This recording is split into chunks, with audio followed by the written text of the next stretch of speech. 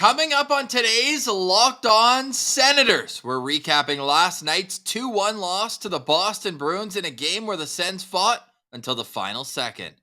And it's officially Tyler Kleven watch. His season may be done with Nodak, but when will he sign, or will he sign with the Ottawa Senators? Is it time to get nervous? We'll get into all that. Look ahead to the weekend coming up for the Belleville Senators. It's all brought to you by the FanDuel Sportsbook. Make every moment more. Visit FanDuel.com/LockedOn to get started today. It's the official sportsbook of Locked On, and this is the Locked On Senators podcast. Your team every day. Your Locked On Senators, your daily podcast on the Ottawa Senators. Part of the Locked On Podcast Network. Your team every day.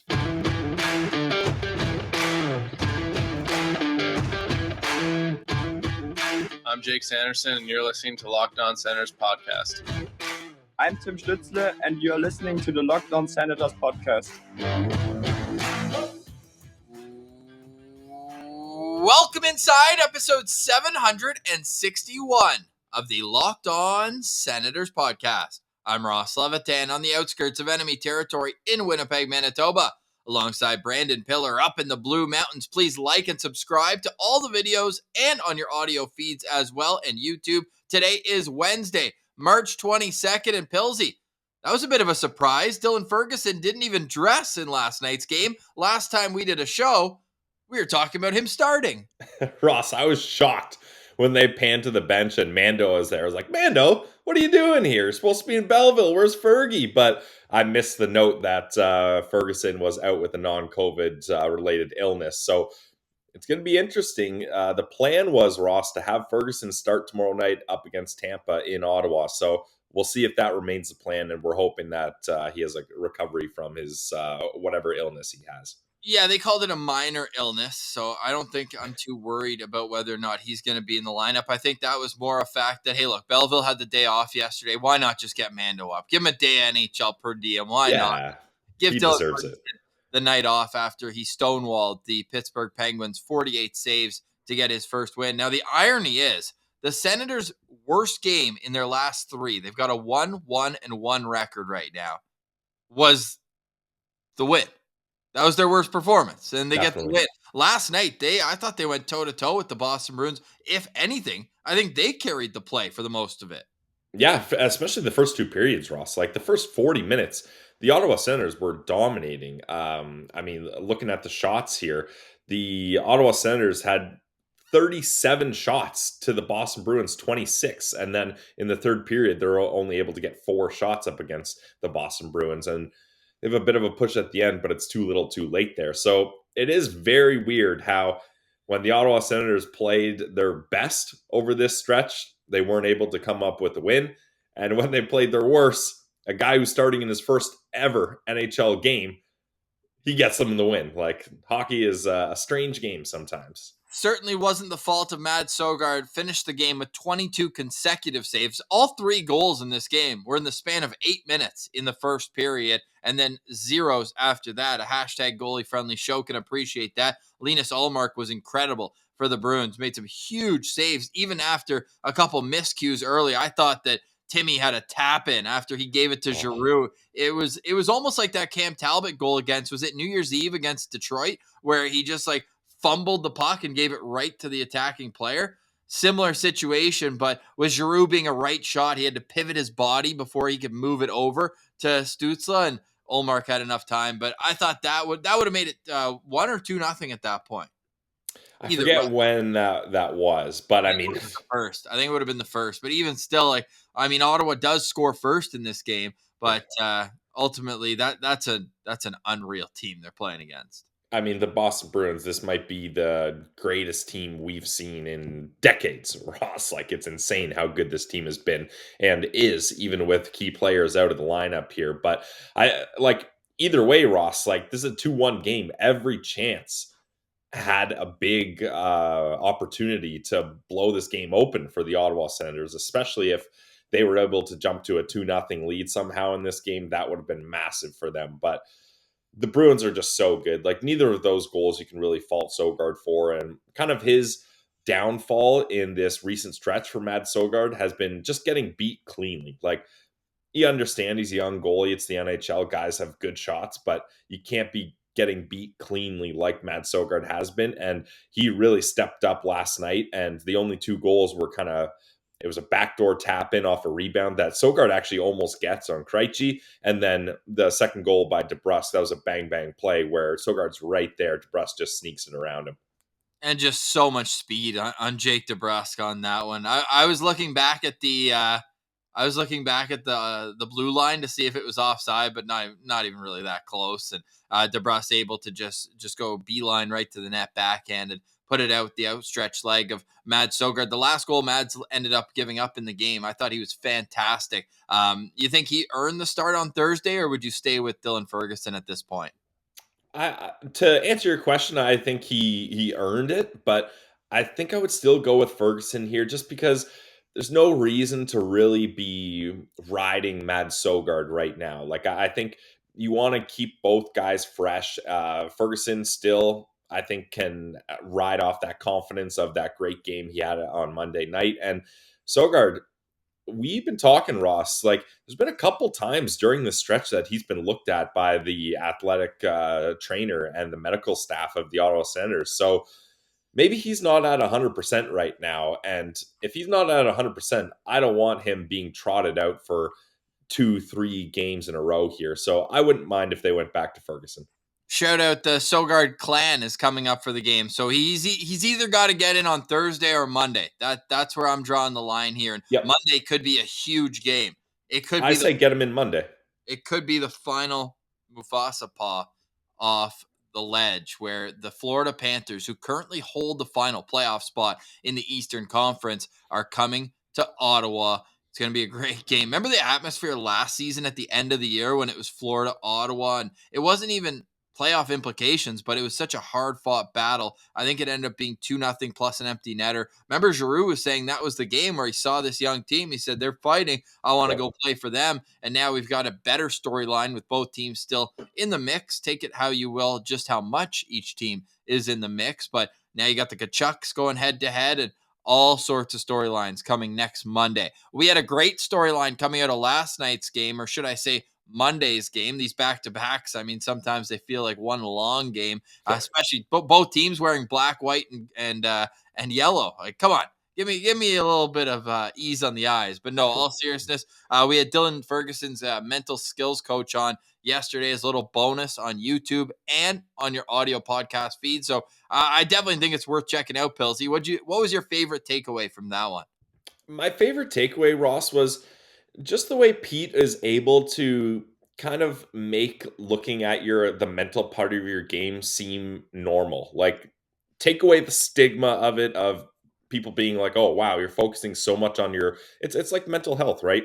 When people are working on their mental health, sometimes people are like, wow, there must be some real issues if you're that focused on your mental health, like what's going on with you or anything like that, which is so crazy. Like, no matter who you are, no matter what job you do, your mental health is very important and can be a big reason why you're succeeding or failing, no matter what your job is. So I just like the way that he kind of made it normal to be like, okay, here's all the mental exercises we're going to work on. We're going to work on visualization. Yeah, maybe you think it's a little corny that I printed out a life-size cutout of you photoshopped onto Freddie Anderson's body wearing a Leafs jersey.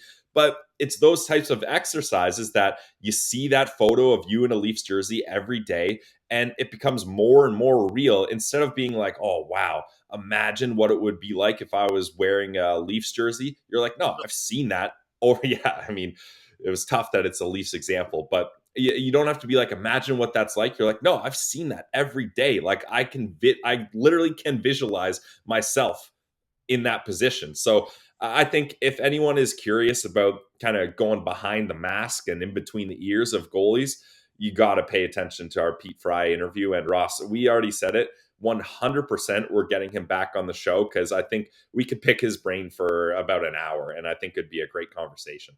He's going to be our mental skills coach by the end of it. Hey, I could use one of those, not going to lie. Yeah, no question. I love the comments pouring in. Tom and at Leams Martian both saying, man, I need this guy for my golf game. Hey, yeah.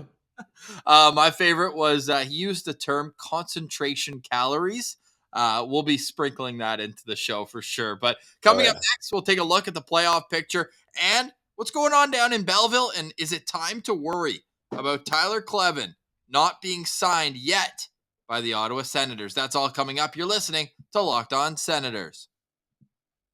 Today's episode is brought to you by our friends over at FanDuel. Guys, they are the number one sportsbook in America. They are the trusted sportsbook of the Locked On Podcast Network. Why would you go to any other sportsbook when you can have the best? So go to FanDuel because they are the best. And right now, if you're a new customer, I don't think you're going to find a better deal anywhere. And if you do, that would be impressive because new customers get a no sweat first bet up to $1,000. Most places it's $100, maybe $200. I've seen $500 max, but once you start getting into $1,000, that is a huge opportunity. That's bonus bets back if your first bet doesn't win. All you got to do is download the FanDuel Sportsbook app. I love it. It's safe, secure, simple. It's the app I use every time I'm looking to get some action in on the game, whether it's Sens games, basketball, football, any other hockey, baseball's coming up. You can find it at the FanDuel app. So go to the FanDuel app. Check out the no sweat first bet up to $1,000 in bonus bets when you go to fanduel.com/lockedon. That's fanduel.com/lockedon to learn more. Make every moment more with FanDuel, official sportsbook of the NBA. Today's episode is also brought to you by Shawarma Palace. You know how much we love our friends at Shawarma Palace. We love them so much, we consider them family. And when you have family, you have to know where all their homes are. And there's a new home for Shawarma Palace, and it's at the Saint Laurent Shopping Center. Same great food, same large portions, and it's available for you in the East End at the Saint Laurent Shopping Center. If you want to go further east, you can also find Shawarma Palace in Orleans. You can find them downtown at multiple locations. You can find them at Bank and Gladstone right by Baseball Town there. You can also find them closer to Parliament on Bank Street, as well as Hunt Club, Bank and Hunt Club, and also Rideau Street right by Chapel Augusta, that area right there. That's the OG store. That's where you'll find us always. Go in, see your friends at Shawarma Palace, get the platter, get the sandwich, whatever you get. I always make sure there's extra garlic on there. Pillsy loves his wrap, and man, I am craving one right now. So head there, run. Don't walk to Shawarma Palace. Sens game days taste better with Shawarma Palace. And if you're ordering right before puck drop, just use Uber Eats. You can go over there at Uber Eats Shawarma Palace. Go see them today. Shawarma Palace. Eat like a royal at Shawarma Palace.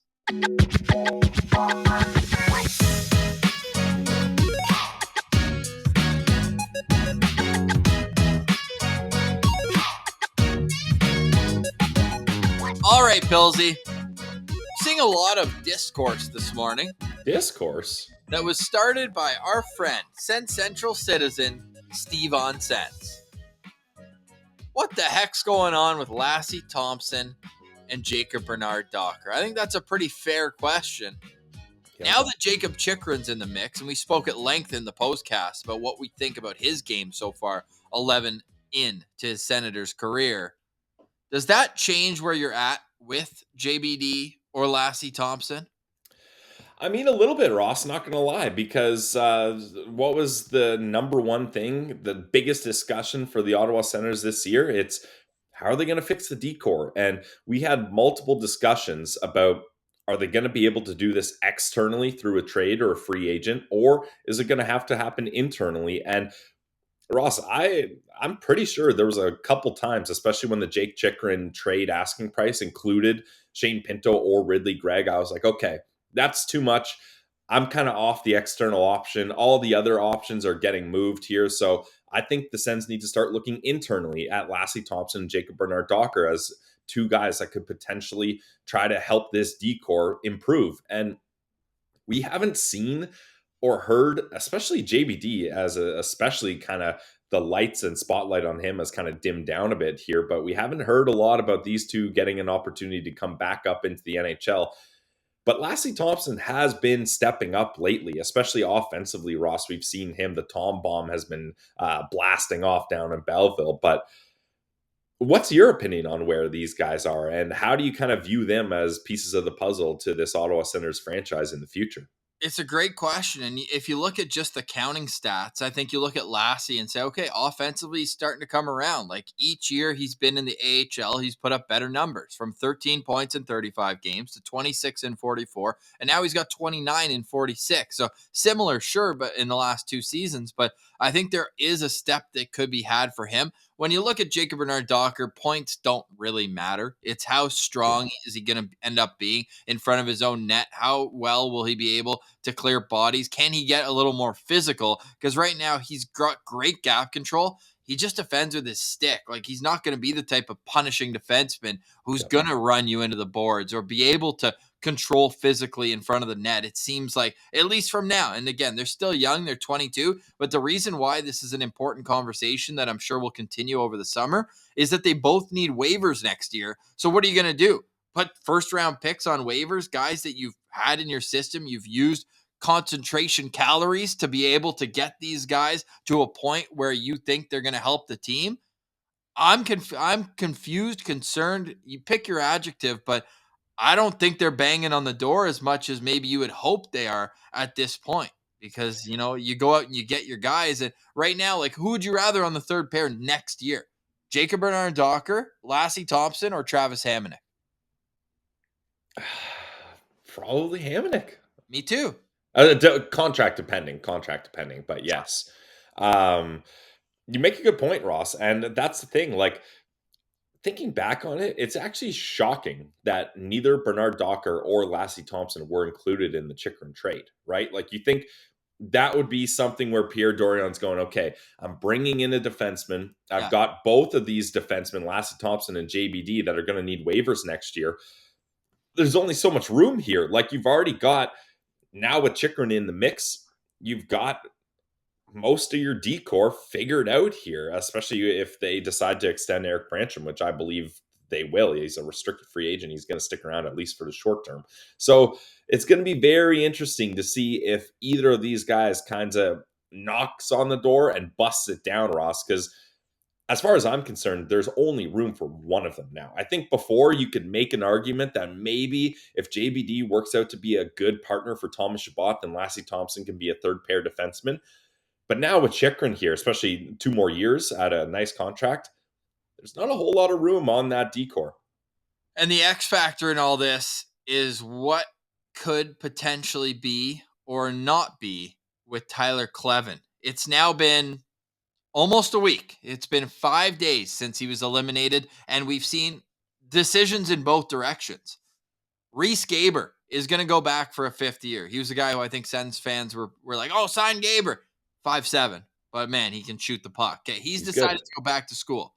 Mark Sendon, albeit he's done his 5 years, so you knew he was moving on, but now news is coming out like he signed a PTO with the Charlotte Checkers, joining his former Nodak Sens teammate Matt Kierstead, their former D partner of JBD. They're both in Charlotte there, but you look at it like decisions are being made.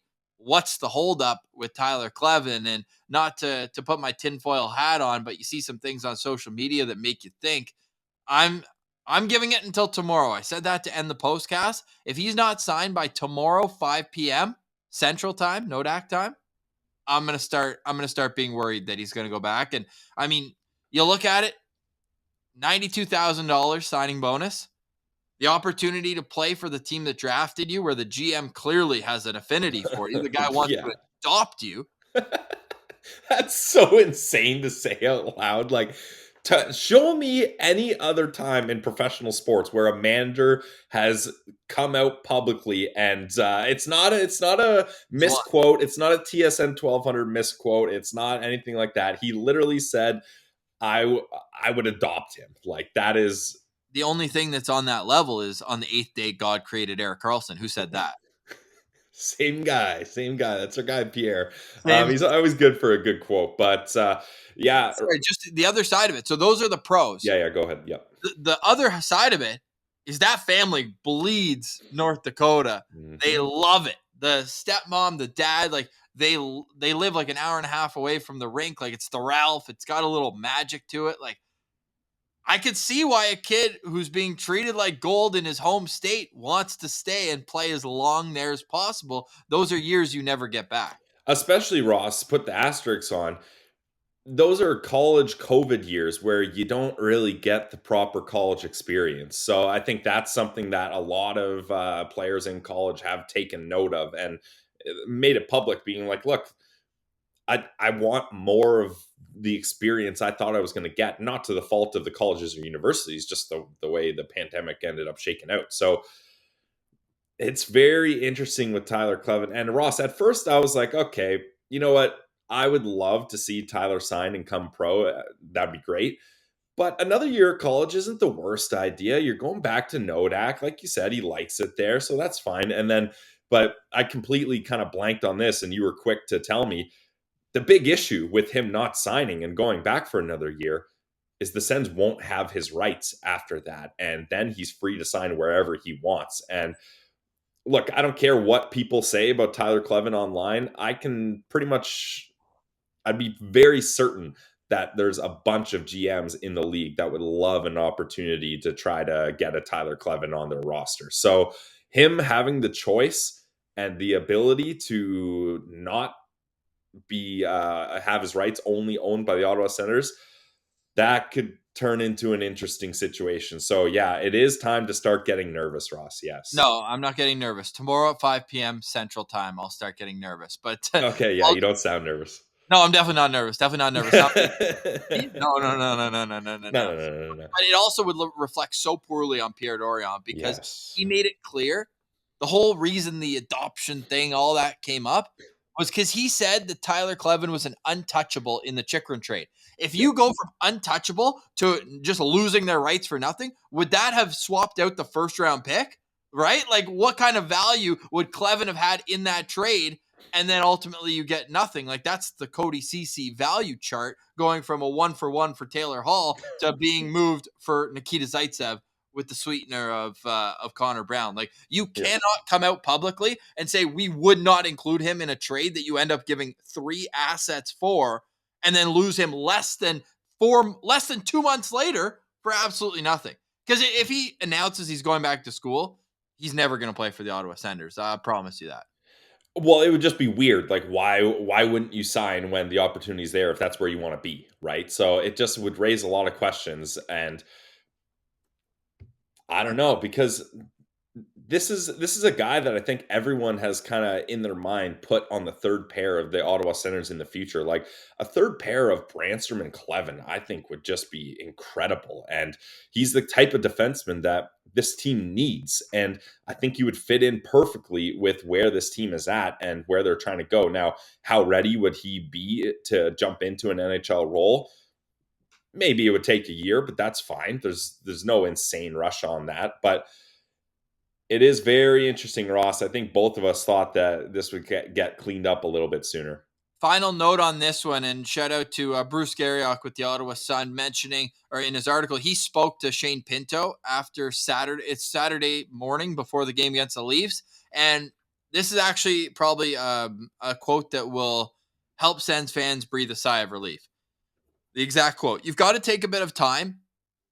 It's so overwhelming. Everything comes at you so quick. The Sens did a good job with me where they gave me a couple days to relax and enjoy my time with my teammates and talk with my family. It's a huge decision. It sounds cliche, but you have to look at all your options. Whatever is right for him, he's going to make the right decision himself. I'm going to reach out to him and say there's no pressure. Take your time and make the best decision for yourself." So again, maybe on that note, it's time is of the essence, and or sorry, should I say patience is a virtue here, as you can kind of need to breathe after going day in, day out all season long. But I don't think it hurts that Sanderson and Pinto, and to a lesser extent JBD, who's kind of in Belleville right now, can be like, hey, we could use you. We could use your type of player on our team. Yeah, and that's what I was going to mention, especially, Ross, when you're going into a scenario where all your college buddies are there. Like, if this was a kind of like a foreign franchise where you don't know anyone or you don't know much about them, and maybe that makes it a little bit more difficult. And especially, Ross, they traded up to get this guy. Like they really pushed a lot of investments. They've put a lot of concentration calories into Tyler Kleven here. So yeah, it's a good one. We're going to keep that one here. Shout out Pete Fry. But it's just, it seems like this would be such a good landing spot for Tyler. But then you start thinking, yeah, it's great for Pinto and Sanderson, but maybe he's looking at what's happening with JBD and being like, well, JBD is already so much ahead of me and it hasn't really worked out for him. Maybe that's something that he doesn't like, the development path there. And I'm just spitballing here. This is not at all fact, or I haven't heard this from anyone. I'm just kind of coming up with stuff like why isn't this done? Maybe that's a factor. I will be sniffing around my Nodak sources, trying to get an answer for the good people here, but deep breath. Tomorrow, 5 p.m., we can start getting nervous here with Tyler Kleven, hopefully signing his entry-level contract sooner rather than later. Coming up on the other side, we said we'd look at the out-of-town scores, we'd look at the standings, and more. You're listening to Locked On Senators. Today's episode is brought to you by our friends over at Indeed.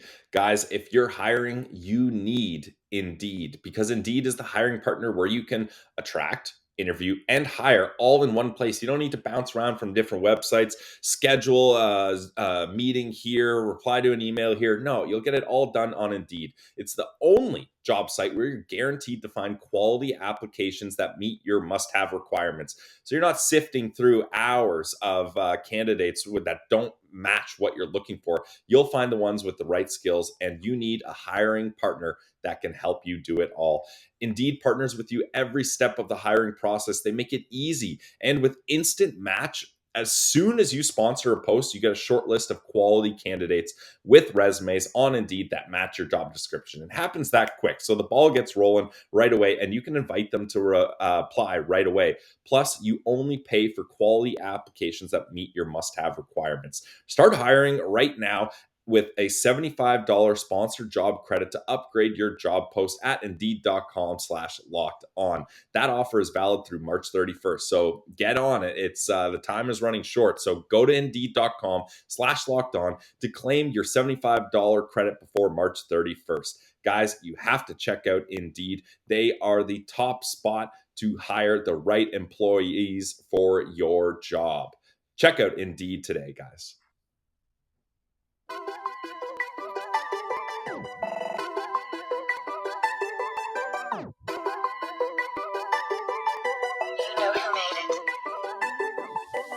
All right, Pillsy. Got to let the music run here. Make sure everybody's able to take a deep breath after that spooky conversation. We're good. We're good. The subconscious, right? What was that? The alpha subconscious in the morning? Yeah. Okay. Go on. You need to make sure that you're putting positive thoughts in your head. Yeah. Positive Pillsy. Positive thoughts. The Senators have drafted out of North Dakota about 5-6 times, and all of them have signed. That's the spin zone I'm putting on here. Johnny Taconic is the outlier. He transferred before. No, they don't claim him. Watch the highlights when he went back to North Dakota with Omaha. Yeah. Oh man. They were giving it to him. All right, so you look at the Florida Panthers, 2 meetings against the Ottawa Senators, 3 meetings against the Toronto Maple Leafs. So go Team Ontario when they're playing against the Cats. But if you're looking at the NHL schedule tonight, Sens fans, you are the biggest Colorado Avalanche fan in the world. They're playing the Pittsburgh Penguins tonight. Always a great game to watch anyways, because you get McKinnon, the mix get mixed up there. McKinnon against Sidney Crosby. Obviously, they have their relationship that goes way back, but they always bring the best out of each other as well. Now, a reason for confidence, you've got a movable force meets an irresistible object, and that's definitely a wrong line. But the Avalanche come in winners of 6 in a row. Do you want the proper line? Yeah, sure. Usually I'm the one that's messing these up, Ross. So this is nice for me to come in and save the day. An immovable force meets an unmovable object. Okay. Well, I wanted it to be a movable object. Or is it an unstoppable force? Yeah, an unstoppable. Of course, I mess it up when I try to teach you. An unstoppable force meets an immovable object. So it's like when the knuckle hits the pavement. You got it. There you go. But I wanted it to be a movable object because the Pittsburgh Penguins have lost 4 games in a row. They're hosting the Avalanche, winners of 6 straight. The Avalanche, and we saw them, the third of their 6-game win streak right here was against the Senators, their 4th. They have outscored their opponents 28-12 over their last 6 games. They're coming off a 5-0 and 5-1 victory against Detroit and Chicago, 5-4 against Ottawa. So they've scored 15 goals in their last 3 games. That team is on a roll right now. So if we're going to be cheering for a team, at least it's the defending Stanley Cup champions that are doing well. And Ross, I believe Gabe Landeskog has started skating. So he's not going to be with the team anytime soon, but he's on the road back. So that's huge for the Avalanche to get their captain back. Yeah, that is big. He hasn't played at all this year, still recovering from off-season surgery. So if we pull up the standings here, and it's so unfortunate, or is it allowing the Sens to hang on? I guess it depends which way you look at it. The fact that every night where the Senators lose, it feels like everyone else in the Yeah. as well, right? The Panthers lost last night. The Penguins obviously still licking their wounds after the Sens smacked them around / Dylan Ferguson. The Capitals ended up losing in overtime last night. 7-6 to the Columbus Blue Jackets. It was a barn burner, Ross. And they were up 5-2. Yeah. And Buffalo has just hit the skids as well. So they're coming off a loss as well last night. So you're looking at it, and that means the Senators remain 6 points out with 11 games remaining. Okay, I think they still have that paw on because of the head-to-head matchups right now. They got the regulation win over Pittsburgh, and they'll have 2 more opportunities to go with the Florida Panthers. Now, the Islanders, they're out of the mix now. I think they may as well have clinched a playoff spot with their 7-2 win over Toronto last night. They're at 82 points, 9 points up, although the Sens do have a game in hand. But even still, that's not the team you're looking at. You're looking at the Florida Panthers right now. You're looking at the Pittsburgh Penguins. Those are the 2 teams that you need to set your sights on, and you need to win some hockey games. Ottawa has Tampa tomorrow, at New Jersey on Saturday, home to Florida next Monday. Those are crucial, crucial games because then they can finally breathe. Right now, this is a wild stretch right now, Pilsy. Yeah, this is crazy. Not only in terms of the opponent and how quality these are, but this schedule is ridiculous. Yeah, they have a tough schedule. Their work is cut out for them, that's for sure. But seven games in 11 days.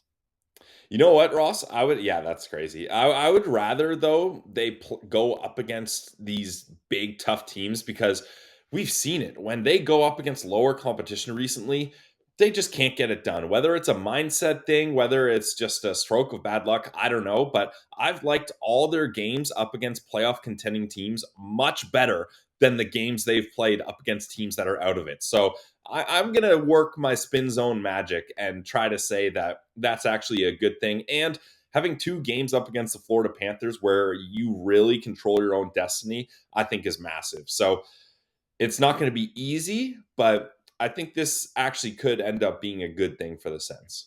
You got to win one of the next 2, though, right? Before the Panthers game? Yeah, absolutely. Yes.